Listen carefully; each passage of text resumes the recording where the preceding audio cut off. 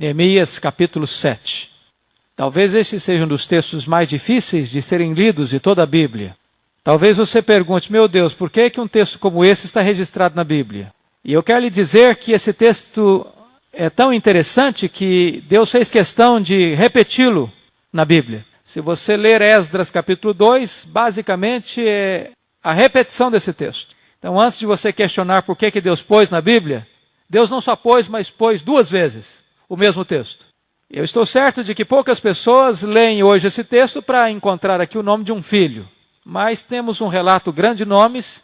Se vocês ainda vão ter filhos, talvez encontre aqui uma boa sugestão. Neemias 7.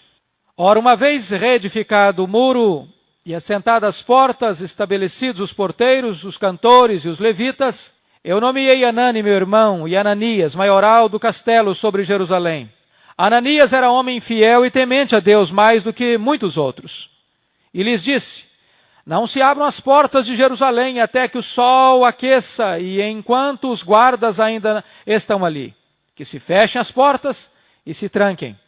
Ponham-se guardas dos moradores de Jerusalém, cada um no seu posto diante de sua casa. A cidade era espaçosa e grande, mas havia pouca gente nela. E as casas não estavam edificadas ainda. Então meu Deus me pôs no coração que ajuntasse os nobres, os magistrados e o povo para registrar as genealogias. Achei o livro da genealogia dos que subiram primeiro e nele estava escrito. São estes os filhos da província que subiram do cativeiro, dentre os exilados que Nabucodonosor, rei da Babilônia, levara para o exílio e que voltaram para Jerusalém e para Judá, cada um para a sua cidade. Os quais vieram com Zorobabel, Jesua, Neemias, Azarias, Raamias, Naami, Mordecai, Bilzan, Misperete, Bigvai, Neum e Baaná. Este é o número dos homens do povo de Israel. Foram os filhos de Paróis, 2.172. Os filhos de Safatias, 372. Os filhos de Ara, 652. Os filhos de Paate Moabe, dos filhos de Jesua e Joabe, 2.818. Os filhos de Elão, 1.254. Os filhos de Zatu, 845. Os filhos de Zacai, 760. Os filhos de Binui, 648. Os filhos de Bebai, 628. Os filhos de Asgade, 2.322. Os filhos de Adonicão, 667. Os filhos de Bigvai, 2.067. Os filhos de Adim, 655. Os filhos de Ater, da família de Ezequias, 98. Os filhos de Rasum, 328. Os filhos de Bezai, 324. Os filhos de Harife, 112. Os filhos de Gibeon, 95. Os filhos de Belém, de Netofa, 188. Os filhos de Anatote, 128. Os filhos de Bet-Asmavete, 42. Os homens de Kiriat Jearim, Quefira e Beerote, 743. Os homens de Ramá e Geba, 621. Os homens de Micmas, 122. Os homens de Betel e Ai, 123. Os homens do outro Nebo, 52. Os filhos do outro Elão, 1.254. Os filhos de Harim, 320. Os filhos de Jericó, 345. Os filhos de Lode, Hadid e Ono, 721. Os filhos de Senaá, 3.930. Os sacerdotes, os filhos de Gedaías, da casa de Jesua, 973. Os filhos de Imer, 1.052. Os filhos de Passur, 1.247. Os filhos de Harim, 1.017. Os levitas, os filhos de Jesua, de Cadmiel, dos filhos de Radeva, 74. Os cantores, os filhos de Asaf, 148. Os porteiros, os filhos de Salum, os filhos de Ater, os filhos de Talmon, os filhos de Acube, os filhos de Hatita, os filhos de Sobai, 138. Os servidores do templo, os filhos de Zia, os filhos de Razufa, os filhos de Tabaote, os filhos de Queroz, os filhos de Sia, os filhos de Padom, os filhos de Lebaná, os filhos de Ragaba, os filhos de Salmai, os filhos de Ranã, os filhos de Idel, os filhos de Gaar, os filhos de Raías, os filhos de Rezim, os filhos de Necoda, os filhos de Gazão, os filhos de Uzá, os filhos de Bazeia, os filhos de Bezai, os filhos de Meumim, os filhos de Nefusim, os filhos de Baque-Buque, os filhos de Racufa e os filhos de Harur, os filhos de Baslite, os filhos de Meida, os filhos de Harza, os filhos de Barcos, os filhos de Císar e os filhos de Tamá, os filhos de Neziai, os filhos de Ratifa, os filhos e os servos de Salomão, os filhos de Sotai, os filhos de Sorete, os filhos de Perida, os filhos de Halá, os filhos de Darcon, os filhos de Gidel, os filhos de Cefatias, os filhos de Ratil, os filhos de Poquirete Rezabaim e os filhos de Amon, todos os servidores do templo, e os filhos dos servos de Salomão, 392. Os seguintes subiram de Tel-Melá, Tel-Harsa, Querube, Adom e Imer, porém não puderam provar que as suas famílias e a sua linhagem eram de Israel. Os filhos de Delaías, os filhos de Tobias, os filhos de Necoda, 642.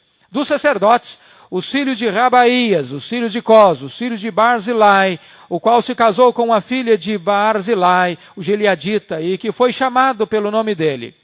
Estes procuraram o seu registro nos livros genealógicos, porém não o acharam, pelo que foram tidos por imundos para o sacerdócio. O governador lhes disse que não comessem das coisas sagradas, até que se levantasse um sacerdote com Urim e Tumim. Toda esta congregação junta foi de 42.360, afora os seus servos e as suas servas, que foram 7.337, e tinham 245 cantores e cantoras. Os seus cavalos 736, os seus mulos 245, camelos 435, jumentas 6.720. Alguns dos cabeças das famílias contribuíram para a obra. O governador deu para o tesouro em ouro 1.000 daricos, 50 bacias e 530 vestes sacerdotais. E alguns mais dos cabeças das famílias deram para o tesouro da obra em ouro 20.000 daricos e em prata 2.200 arráteis. O que deu o restante do povo foi em ouro 20.000 daricos e 2.000 arráteis em prata e 67 vestes sacerdotais. Os sacerdotes, os levitas, os porteiros, os cantores, alguns do povo, os servidores do templo e todo Israel habitavam nas suas cidades. Amém. Tema para nossa meditação: o fortalecimento da cidade de Deus. Como introdução, eu gostaria de levantar 4 aspectos aqui. Primeiro, qual foi o propósito da volta dos exilados? Se vocês notarem, Neemias está preocupado com 2 tipos de restauração em Jerusalém. A primeira restauração é a restauração física, a reconstrução dos muros da cidade. Essa foi a obra mais fácil, demorou apenas 52 dias. Trabalhar com pedra e tijolo é mais fácil do que trabalhar com gente. Se a reconstrução da cidade demorou apenas 52 dias, a reconstrução espiritual da cidade demorou-se vários anos. O capítulo 7 não está mais preocupado com construção de muros, está preocupado com construção de uma cidade, dos seus habitantes, da sua população, da vida espiritual daquela cidade. Segundo aspecto, vamos ver o número dos exilados que voltaram. Vocês observam que o povo de Deus, embora foi levado cativo para a Babilônia, embora tenha passado lá 70 anos, embora já tinha passado mais de 70 anos depois de que os primeiros voltaram da Babilônia, ainda o povo de Deus é organizado. O povo de Deus tem cuidado de fazer estatística.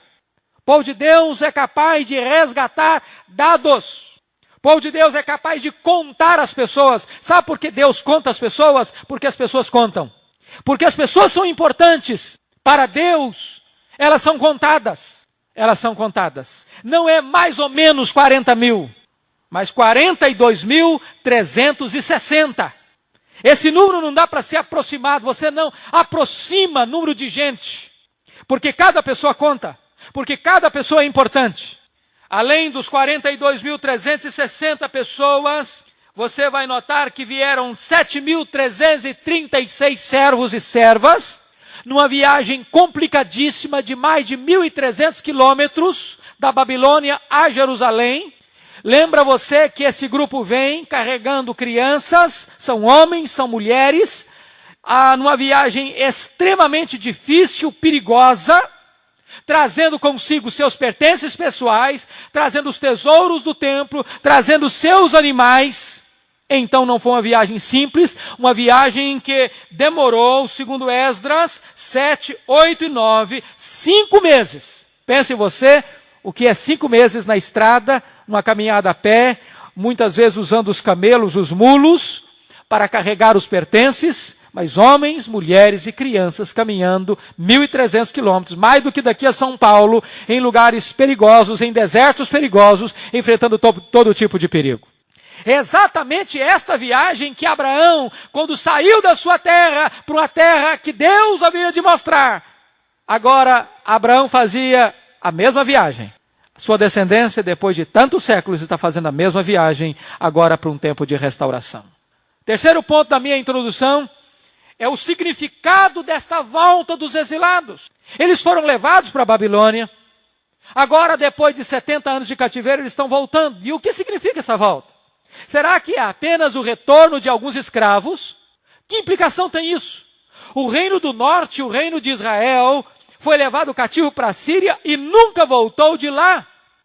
A volta, portanto, destes judeus, desses israelitas para Jerusalém, é mais do que simplesmente uma volta de escravos, mas representa a manutenção da fé judaica no Deus vivo.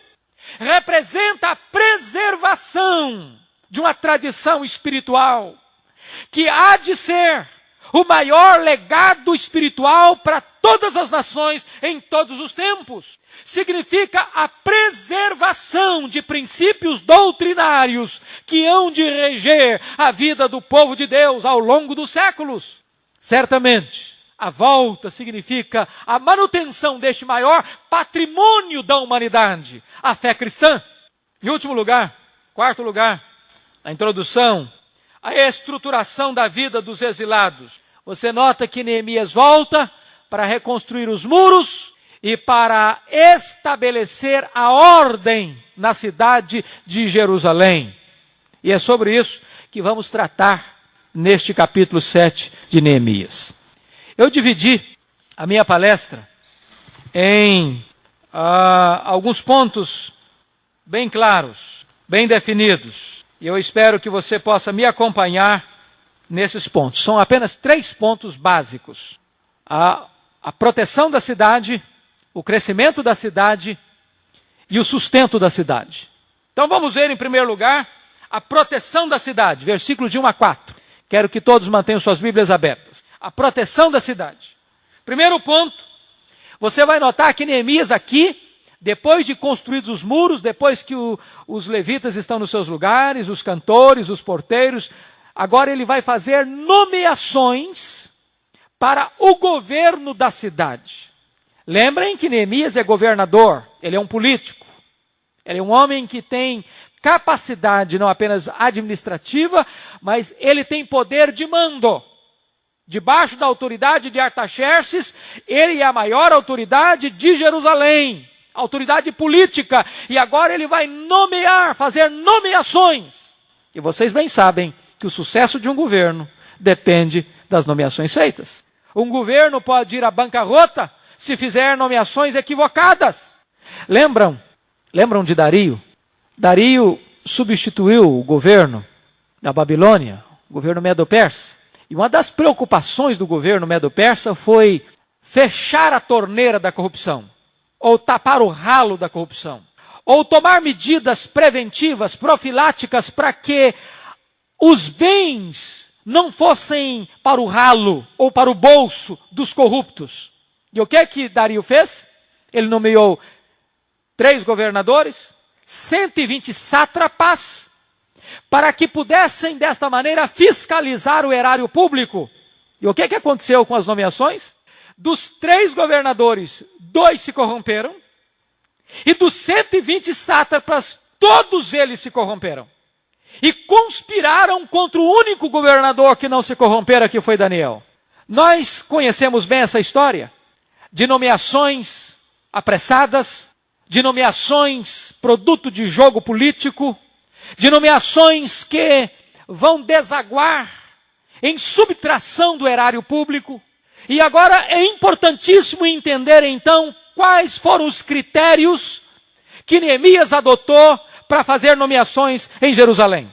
Primeiro ponto, coloque as pessoas certas nos lugares certos. Há uma famosa frase em inglês, the right man in the right place. O homem certo no lugar certo. Este é o grande segredo de uma administração próspera e bem-sucedida.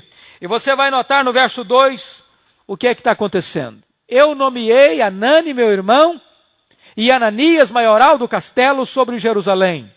Ananias era um homem fiel e temente a Deus, mais do que muitos outros. Você vai notar que Neemias não apenas tira a cidade dos escombros, sob fortes pressões externas e internas, num tempo recorde, mas agora Neemias precisa proteger a cidade. Para proteger a cidade, ele precisa fazer nomeações. E quando ele vai adotar critérios, ele vai encontrar homens certos, para os lugares certos.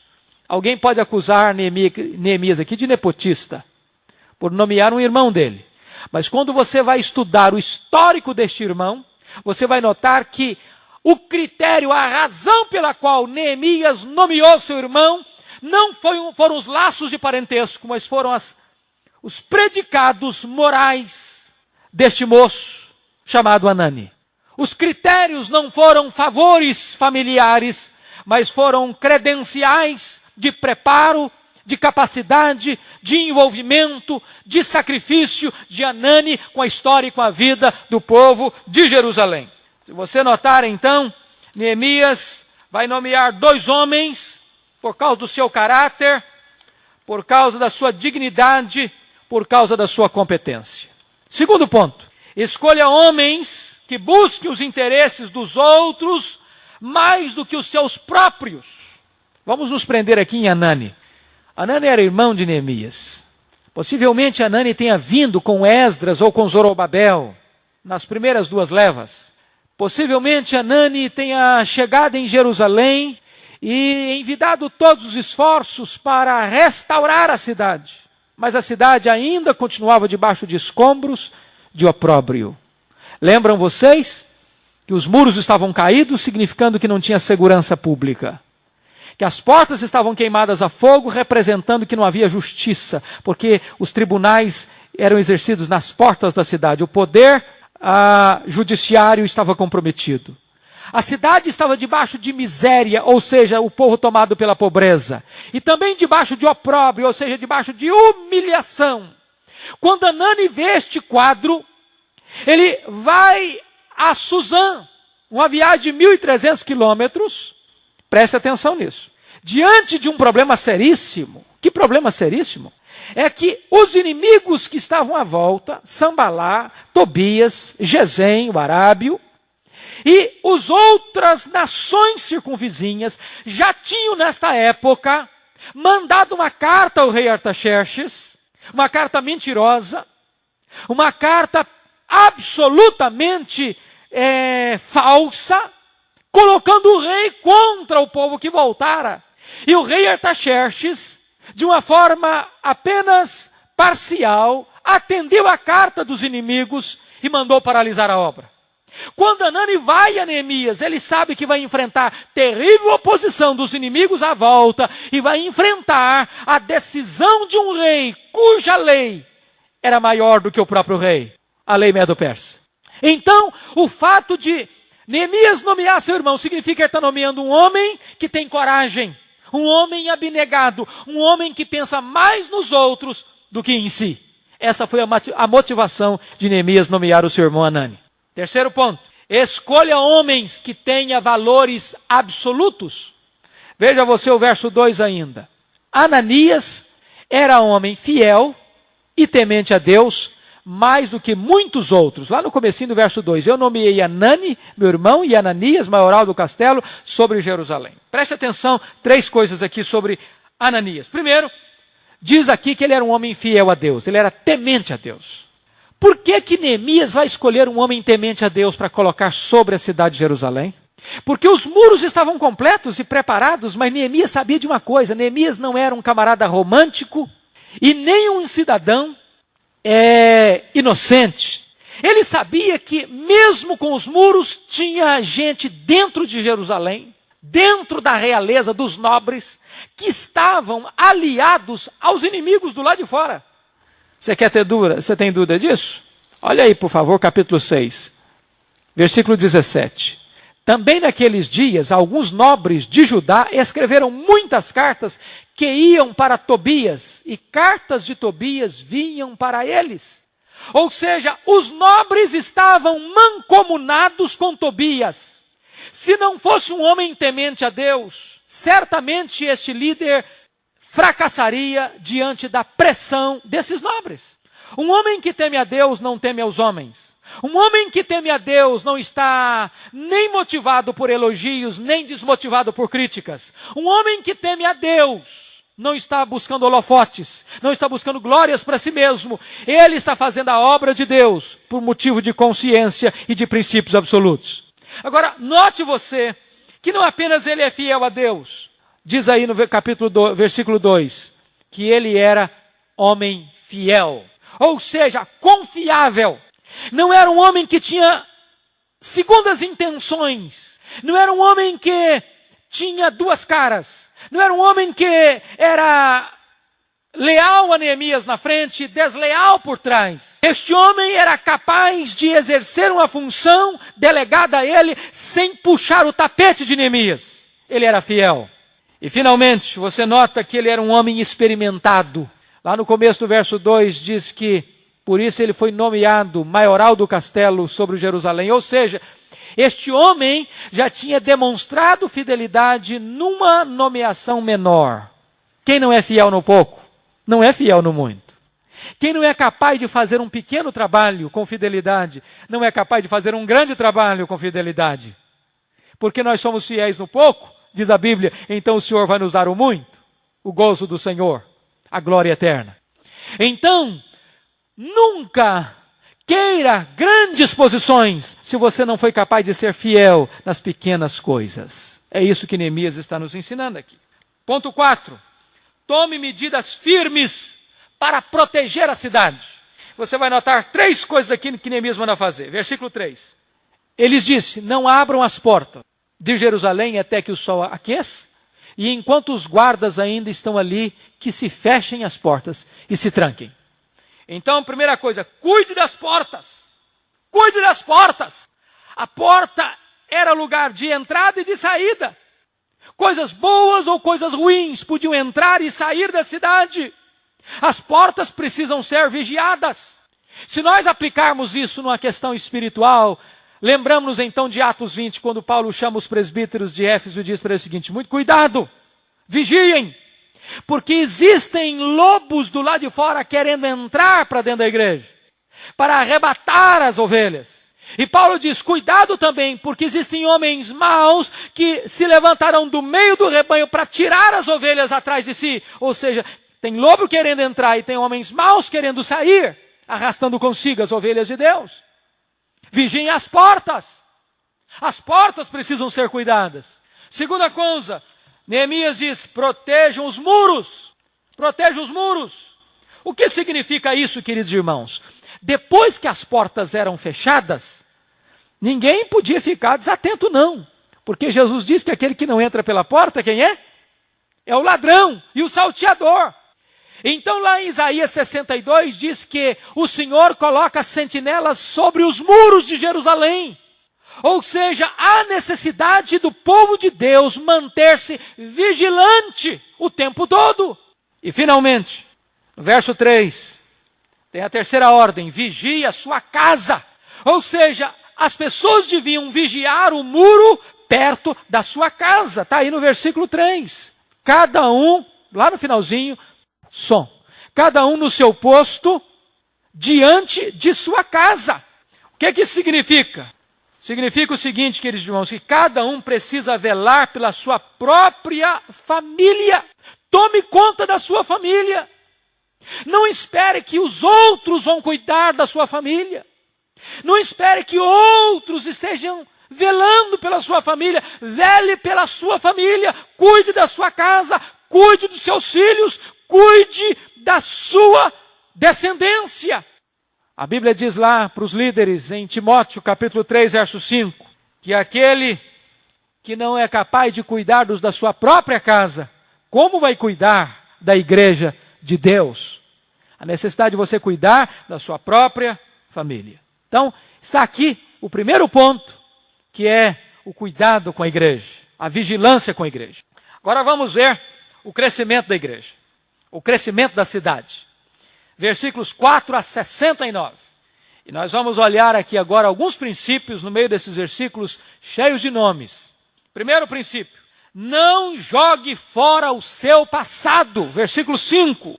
Então, meu Deus me pôs no coração que ajuntasse os nobres, os magistrados, o povo, para registrar as genealogias. Achei o livro da genealogia dos que subiram primeiro e nele estava escrito. Meu amado irmão, veja você a necessidade de não jogar fora o seu passado. Não apague as suas memórias. Nós temos um passado, nós temos uma memória, nós temos uma herança que não pode ser jogada fora. Nós estamos vivendo numa geração que não dá muito valor ao passado. Uma geração que parece sofrer de perda de memória histórica. De uma geração que parece estar sofrendo de amnésia histórica. E nós precisamos, meus amados irmãos, saber quem somos, de onde viemos e para onde estamos indo. Se nós não conhecemos as nossas raízes, nós não temos nenhuma capacidade de velar por quem nós somos. Se nós não soubermos de onde nós estamos indo, a igreja apostólica, se nós não descobrirmos as nossas raízes, como igreja, uma igreja fiel ao Senhor, vindo, por exemplo, da reforma, vindo dos mártires, daqueles que verteram seu sangue para nos legar este evangelho, nós não vamos valorizar a herança que temos. Certa feita eu estava pregando em Belo Horizonte, e uma jovem aproximou-se de mim e disse: pastor, eu estou deixando a igreja presbiteriana. Eu disse: o que foi, minha filha? O que está acontecendo com você? E ela me disse: pastor, eu quero uma igreja que tenha alguma coisa que me inflame o coração, que me motive a buscar a Deus. Eu quero uma igreja que tenha legado de avivamento. Eu quero uma igreja que possa me empolgar a alma. E eu olhei para aquela moça e disse: minha filha, você conhece a história da igreja? Ela disse: não, nunca me contaram. Eu disse: então, por favor, se assente um pouquinho que eu vou lhe contar essa história. E eu tinha tempo disponível. E por mais de 40 minutos eu procurei contar para ela a história da igreja. Desde o Calvário, desde o Pentecoste, desde o martírio dos primeiros cristãos, desde o legado dos pais da igreja, dos pré-reformadores, dos reformadores, daqueles que morreram nos campos de batalha pela sua fé, desde os puritanos, desde os avivalistas, desde os missionários, desde os nossos pais. E aquela moça, à medida que eu ia expondo essa história, ela foi se comovendo e chorando diante de Deus e disse: nunca me contaram isso. E eu disse para ela uma frase que você conhece: nós não podemos amar aquilo que nós não conhecemos. Nós não podemos amar aquilo que nós não conhecemos. Se nós não conhecemos a nossa herança, o nosso passado, nós não somos capazes de valorizar quem nós somos. Segunda coisa, a cidade de Deus precisa crescer, mas não a qualquer preço. Não a qualquer preço. Olha, por favor, versículo 4. A cidade era espaçosa e grande, mas havia pouca gente nela, e as casas não estavam edificadas ainda. A cidade de Jerusalém era uma cidade capaz de comportar em torno de 300.000 pessoas. Neemias faz o censo e chega à conclusão que tem apenas 42.300 pessoas, 360 pessoas. Tem muita coisa ainda, muito espaço para crescer. E meus irmãos, Jerusalém é um símbolo da igreja. E nós temos também muito espaço para crescer. Muito espaço para crescer. Nós ainda temos bancos vazios. E isso é uma coisa que aperta o meu peito, dói na minha alma. Quando nós poderíamos ter esses bancos completamente repletos hoje à noite. Quando nós temos domingo de manhã ainda bancos vazios. E Deus tem muito povo nessa cidade ainda. Deus quer povoar a sua cidade. Deus quer encher a sua casa. Deus tem interesse e tem pressa que a igreja cresça. Mas preste atenção nisso. Preste atenção nisso. Deus quer não qualquer tipo de crescimento. Preste atenção que a obra está concluída. Os muros estão completos. Mas não basta apenas boas estruturas. Não basta ter um templo bonito. Não basta ter salas boas de escola dominical. Não basta ter um aparato perfeito. É preciso de gente. É preciso de povoar a cidade. É preciso de trazer aqueles que devem habitar esta cidade. É preciso procurar os moradores dessa cidade. Mas preste atenção nisso. É preciso que estas pessoas sejam genuinamente israelitas. Nem todos os de Israel são verdadeiramente israelitas. Aplicando o princípio espiritual, quer dizer o seguinte: nós precisamos buscar o crescimento da igreja, mas não um crescimento a qualquer custo, não um crescimento a qualquer preço. Nós precisamos de gente convertida, transformada, verdadeiramente nascida de novo. Terceiro ponto. Deixa eu gastar um pouquinho de tempo aqui ainda nesse segundo ponto. Deixa eu gastar um pouquinho de tempo ainda no segundo ponto, antes de ir para o terceiro. Por que Neemias faz esse censo? Você já parou para perguntar? Por que Neemias tem o cuidado de olhar papéis antigos, rolos antigos, gastar, quem sabe, tempos e tempos, nome por nome, família por família? E não é pouca gente, não. Por quê? Sabem por quê? É porque Jerusalém era mais do que uma cidade. Jerusalém era uma comunidade de adoradores. O centro de Jerusalém era o culto a Deus. E Neemias entende um fato, que aquele povo devia adorar a Deus de acordo com a palavra de Deus, com os princípios de Deus. Ou seja, Neemias não quer um crescimento de qualquer jeito. Meus irmãos, eu acho isso encantador e absolutamente pertinente para hoje. Nós estamos vivendo a época do pragmatismo. O que é o pragmatismo? É uma filosofia do século XX. O pragmatismo diz o seguinte: você não precisa estar preocupado com a verdade. Você precisa se preocupar com aquilo que funciona. Você não tem que perguntar: isso é certo? A pergunta é outra: isso dá certo? O pragmatismo tem uma obsessão idolátrica por números, pelo funcional, pelos resultados. Então o negócio do pragmatismo é o seguinte: o que é que pode encher Jerusalém? Vamos trazer todo mundo, vamos abrir as portas, vamos criar fatos aqui mirabolantes, atrativos, para que encha logo essa cidade. Mudando para a aplicação de hoje, vamos encher a igreja, vamos trazer todo mundo, vamos criar fatos que possam atrair as pessoas, vamos criar a lei do mercado. O que é que você quer? O que é que você deseja? Vem que tem, nós estamos prontos a atender ao gosto da freguesia. Neemias está dizendo: não é assim. Nós queremos a população, nós queremos a cidade crescendo, nós queremos a cidade povoada, mas nós entendemos uma coisa: precisa ser de acordo com os princípios de Deus. Estamos fazendo um censo. Estamos estabelecendo pessoa por pessoa, família por família.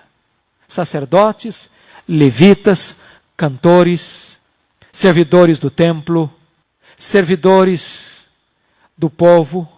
E se nós identificarmos que algum sacerdote não pode provar a sua linhagem espiritual, não poderá exercer o sacerdócio. Ou seja, aplicando para nós não queremos gente envolvida na obra de Deus, sem conhecer a Deus, sem ser transformado por Deus, sem dar provas de novo nascimento. Que coisa fantástica, irmãos.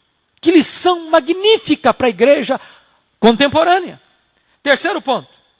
A cidade de Deus precisa crescer, mas não sem organização. Agora sim, versos 5 a 69.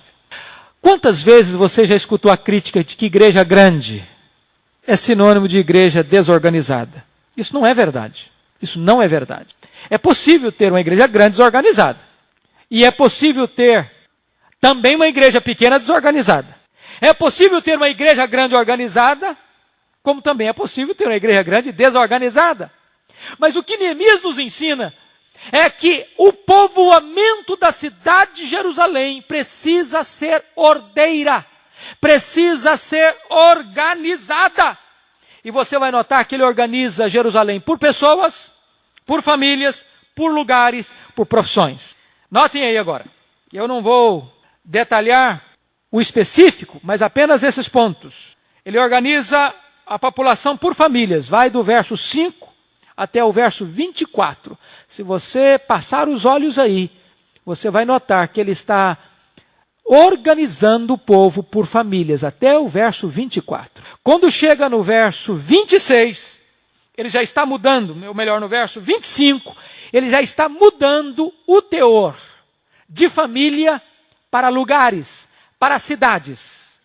Cidade de Gibeon, de Belém, de Anatote, e cidade de Ramá, de Geba, de Bet-Idiai, de Nebo, de Jericó. Ou seja, agora ele vai descrever este povo não por famílias, mas por cidades. As cidades entregando seus cidadãos mais nobres para povoar Jerusalém. Logo depois, os versos 39 a 42, nota você, ele muda novamente a questão da descrição. Agora ele vai descrever as pessoas pela classe sacerdotal. Vai do verso 39 até o verso 42. Pelos sacerdotes. Tá? Você nota que depois de tantos anos de instituído o sacerdócio, mais de 1000 anos de instituição, aproximadamente, aqui 1000 anos, de Moisés até agora, a classe sacerdotal precisa ser íntegra, ou seja, descendentes de Arão. Se você notar, isso é absolutamente necessário. Tá? A linha sacerdotal como instituída lá no começo. Então está aqui a relação. Depois, dos versos 43 ao verso 45, ele muda dos sacerdotes para os levitas, onde estão incluídos os cantores e os porteiros. Um fato interessante aqui nos levitas. Quando Esdras estava ajuntando o povo para trazer, Esdras identificou um fato interessantíssimo. Não tinha nenhum levita. Nenhum levita. Você sabe que nem todos voltaram para Jerusalém. Por que não voltaram? Porque o povo que foi para o cativeiro começou a se enriquecer na Babilônia. Começou a ter bons negócios na Babilônia. Eles começaram a ser donos de negócios vultuosos na Babilônia. Muitos se enriqueceram. E por isso não quiseram voltar para Jerusalém, deixando seus negócios. Dentre esses que se enriqueceram na Babilônia estavam os levitas. Os homens que cuidavam da casa de Deus. Deixaram o ministério, já que foram levados para a Babilônia, e agora partiram para um outro negócio. Nós não queremos voltar às nossas origens. Se você quiser entender isso, abra sua Bíblia comigo lá rapidinho, porque esse é um ponto importantíssimo, em Esdras, capítulo 8. Olha lá, Esdras 8, a partir do verso 15. Ajuntei-os perto do rio que corre para a Ava, onde ficamos acampados 3 dias, passando revista ao povo e aos sacerdotes, e não tendo achado nenhum dos filhos de Levi, enviei Eliezer, Ariel, Semaías, Eunatã, Jaribe, Natã, Zacarias e Mesulão, os chefes, como também a Joiaribe e Eunatã, que eram sábios, enviei-os a Ido, chefe de Casifia, e lhes dei expressamente as palavras que deveriam dizer a Ido e aos servidores do templo, seus irmãos, a Casifia, para nos trazerem ministros para a casa do nosso Deus. Trouxeram-nos, segundo a boa mão de Deus, sobre nós, um homem sábio, dos filhos de Mali, filho de Levi, filho de Israel, a saber, Serebias, como seus filhos e irmãos, 18. Ele teve que mandar alguém atrás dos levitas. Olha, nós não vamos para Jerusalém sem levitas. Agora Neemias está aqui, fazendo o relato dos dos levitas, e você vai notar que não são muitos não. São poucos levitas. São poucos levitas. Apenas 341 levitas estão regressando. Depois a lista do verso 46 a 56, note aí que muda de novo. Agora são os servidores do templo. Esses servidores do templo aqui eram aqueles que tomavam conta dos alimentos que eram trazidos, lembram? Dos dízimos para a casa do tesouro. Ficava o depósito lá de mantimentos dos tesouros. Eram eles que distribuíam esses bens para os levitas, para os sacerdotes. Eles eram servidores do templo. Logo depois, você vai notar no verso 57 a 60 que torna a mudar. Agora a relação é dos filhos dos servos de Salomão. Salomão vai nomear um outro grupo de gente, que eram os servidores, os servos de Salomão, eram as pessoas que faziam os trabalhos pesados, rachavam lenha, buscavam água, serviços seculares. Eles também são alistados aqui. E logo depois, então, vem uma lista complicada dos versos 61 a 65, que era a lista daquelas pessoas que não puderam provar que as suas famílias e a sua linhagem eram de Israel. Dentre eles estavam aqui alguns sacerdotes, verso 61, porém não puderam provar que suas famílias eram de Israel. O verso 63 trabalha sobre isso, e o verso 64 mais precisamente. Estes procuravam o seu registro nos livros genealógicos, porém o não acharam, pelo que foram tidos por imundos para o sacerdócio. Vejam vocês então que Neemias quer a cidade crescendo, mas quer a cidade crescendo organizadamente. Quarto ponto, a cidade de Deus precisa crescer pela participação de cada um de acordo com a sua função. Sacerdote, levita, servidores do templo, servos. Ou seja, tem espaço para todos trabalharem. O que eu acho magnífico é que Neemias cita tanto o sacerdote pelo nome, como cita o servidor como nome, pelo nome. Não tem ninguém aqui dizendo, esse aqui não é importante, esse aqui não é necessário. Todos são importantes, todos são chamados pelo nome, todos têm valor para Deus. O crescimento depende da participação efetiva de todos. Quinto lugar, a cidade de Deus precisa crescer, mas não com o sacrifício dos princípios bíblicos.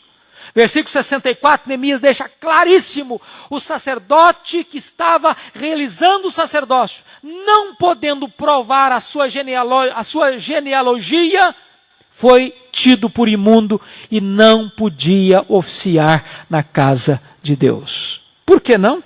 Porque havia um princípio bíblico. Esse princípio bíblico está claramente definido lá em Números 16, 40, dizendo, nenhum estranho que não for da descendência de Arão se chegue para acender incenso perante o Senhor, para que não seja como Coré e o seu grupo, como o Senhor tinha dito a Moisés. Isso não era uma questão de somenos.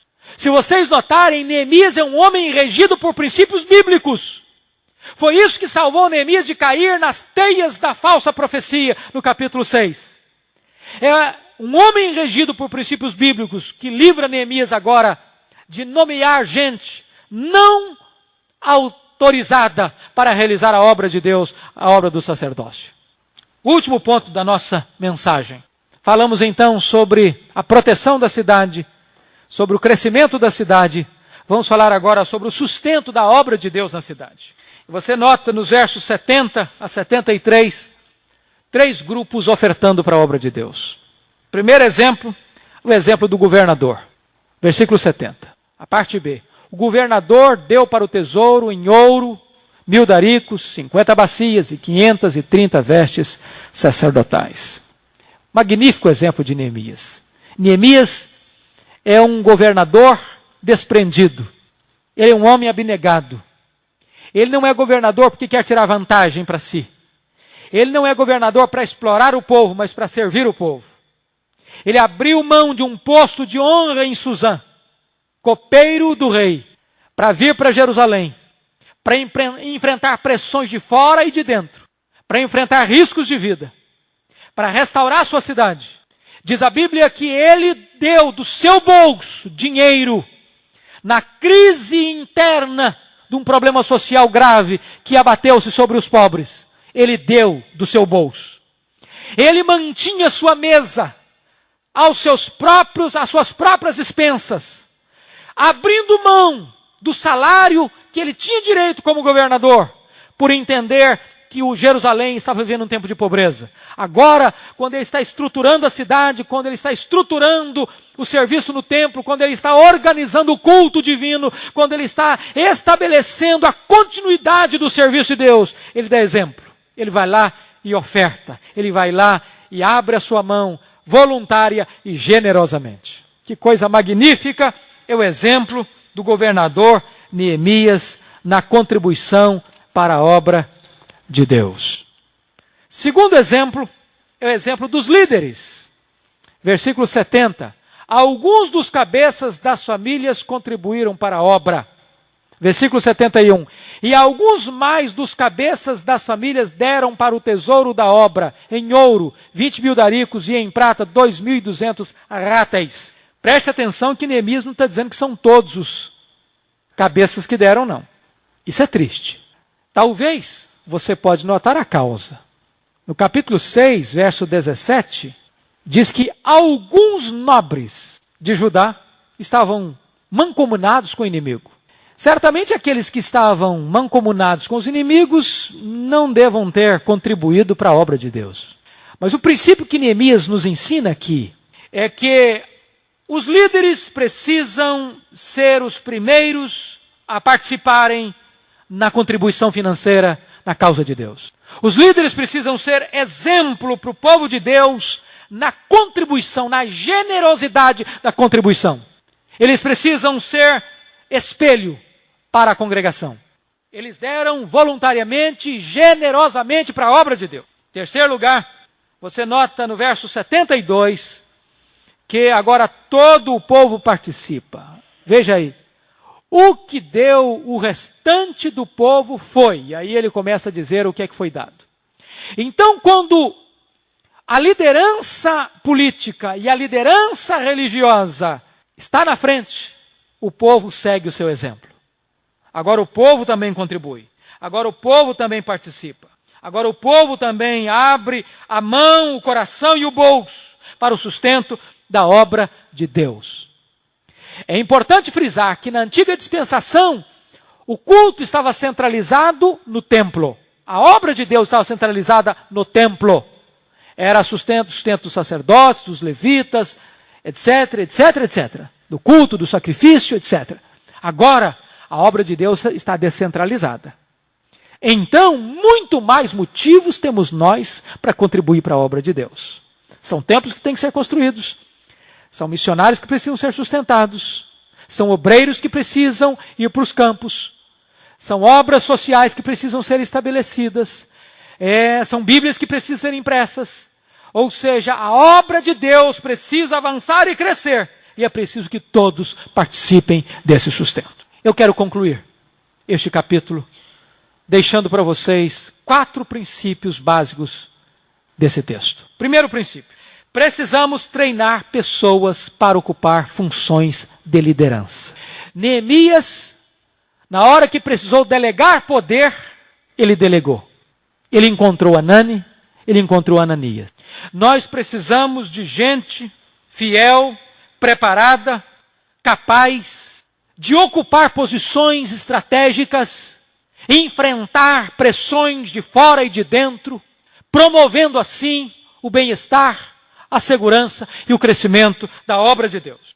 Segundo princípio, precisamos de líderes abertos à direção de Deus. Irmãos, é magnífico o verso número 5. Olha aí, por favor. Então meu Deus me pôs no coração que ajuntasse os nobres, os magistrados e o povo para registrar as genealogias. Neemias é um homem que ora e um homem que lê a Bíblia. Neemias é um homem que tem intimidade com Deus. E por isso ele discerne a vontade de Deus. E chega a registrar, Deus pôs no meu coração. Tem intimidade com Deus. Terceiro princípio. Precisamos de uma liderança espiritual adequada. Quando tinha sacerdote exercendo o sacerdócio na casa de Deus, sem ter provas de que de fato eram israelitas da descendência de Arão, não tinham condições de provar que eram levitas, Neemias diz, vocês estão impuros, vocês estão desqualificados para a obra de Deus. Nós precisamos de ter critérios bíblicos para a obra de Deus. Finalmente, nós precisamos sustentar dignamente a obra de Deus. Nós precisamos sustentar dignamente a obra de Deus. Eu pergunto a você nesta noite, você já é um dizimista fiel ao Senhor? Você tem sustentado a obra de Deus? Você tem participado desse privilégio de investir na maior e mais nobre de todas as causas, a causa do reino de Deus? Este texto nos motiva e nos ensina da necessidade de fazer isso. Que Deus nos ajude, irmãos. Que Deus aplique no nosso coração as instruções da sua palavra. Nós vamos orar ao Senhor. Fique em pé, por favor, onde você está.